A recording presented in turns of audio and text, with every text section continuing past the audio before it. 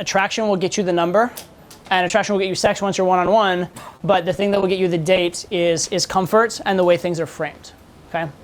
And so in that way, it's the same thing, getting a girl out on a date, as it is pulling a girl home from a club, right? It's pretty much the same thing, especially if you're doing the date via the phone, like if you call her up and get the date that way, which I know like in the 2018, people don't do phone calls anymore, but you should, because it's very, very, very useful, right? If I can get a girl on the phone, I'll get a date over 95% of the time, okay? But the problem is girls don't pick up their phone. So what I like to do is get them on the phone when I can. So there's different things you can do to get a girl on the phone. One thing is if they're texting you and their texts are very long and require a lot of response, picking up the phone and calling is appropriate at that time because of the nature of the text. It's no longer like if they ask like 20 questions, or like not literally 20, but if they ask like 4 different questions in a text or something like that, especially if it's you're making plans, it's logistics, that kind of thing. A lot of times pick up the phone and call. And then like if they don't answer, you should be like, hey, sorry, it was kind of like a lot to text, but just let me know when you're free or something like that. Right? And then it's not qualifying yourself to have called. It's not like being try hard or needy to have done that. So that works. The other time you can get them on the phone pretty easily is if you're texting back and forth rapidly. You're texting, they're texting back, you're texting, they're texting back. Sometimes just pick up the phone and call. Because like, especially like if it literally says they're typing, pick up the phone and call, right? Because you know they're on their phone. They know you know you're on their phone. They're on their phone. So if they don't pick up, it's like weird, right? And then if they don't pick up in that case, you'll be like, too nervous to talk to me. You can joke around like that. Or you can be like, LOL, thought it might be easier to call, but just hit me back when you can, or just let me know, or something like that, right? And then it's not weird to have called in that context because it's a time when the phone is more efficient, okay? Basically, the times when you would just pick up the phone and call a friend, you can pick up the phone and call there. Like say you're making plans with a friend via text, there are times you just pick up and call. Same time you can do it with a girl, right? Final thing you can do is in some cases you can establish the expectation ahead of time that a call is a possibility. So what I used to do, well, let's say for example if I do online dating or Tinder to an extent, that's a textual format, right? You're already texting them.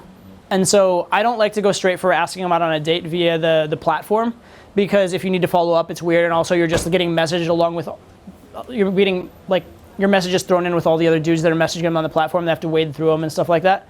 So it's not really ideal. So what I'll do is I'll close for a number, and then I'll take the number to the date, right? So it makes it a little more intimate. And a lot of times I'll either imply it might be good to talk. What's your number? So that's implying that we're going to go from texting to talking, right? Or I might say, in my first text, I might say something like, hey, it's Todd. Look forward to getting to know you soon, or look forward to talking to you soon. Please save this number so you can be appropriately excited for my call, right? So you're implying it's going to be a call. You're implying that's normal, right? Even in person, if you want to do calling instead of texting, this is a little more try hard, but you can just be like, oh, by the way, one thing, like I'm old school, so like, I know everybody texts nowadays. I text too, but like sometimes I like to actually like, hear a cute girl's voice. Sorry, you say that in person? Huh? Or number close? As you're getting the number close. Okay. But like, so are you one of those people that's like scared, or like you're like a normal person that can have a conversation on the phone, right? You can kind of imply that. Be careful with that you don't seem like you're being butthurt there, or like make it sound like you get flaked on a lot or something like that. But you can sort of say that. Be like, by the way, I'm old school, so sometimes I use the phone to like actually talk to people. I hope you're okay with that, right? And if she agrees to it, she's kind of implied that she has consent for that. That doesn't mean that she's obligated and will necessarily, but it means she's more likely to. Why has phone become passe? It's not passe. It's a greater imposition. Yeah. Right? Picking up a phone call, like it obligates you to be in a social interaction that might get weird. Texting, you can ignore, you can drop it whenever, you can get back to it at your leisure, etc. Right? So there's sort of a convenience factor and a lack of investment factor to texting, which is what's good about it and also what's bad about it at the same time. Okay, so in terms of texting itself, I'll run you through some brief theory, and then I'll take kind of questions. I might do some examples as well. But as far as texting, there's basically all the text you're ever going to receive. Some of you may have heard this before. It's my general texting theory, but whatever. There are basically four types of text you'll get. Every text is one of 4 texts. It's silence, shit test, logical or question, or something positive. Every single text you receive is one of those 4. Occasionally, you'll get like a compound text that's maybe 2 of the 4 at the same time, but for the most part, it's one of the 4. Sorry. Silence, shit test, logical / question, like asking you questions. And then the last one is positive, like something that's clearly positive, like a compliment or like suggesting plans or something like that. Each of these require a different response because each of them imply that you're further from making plans or closer to making plans.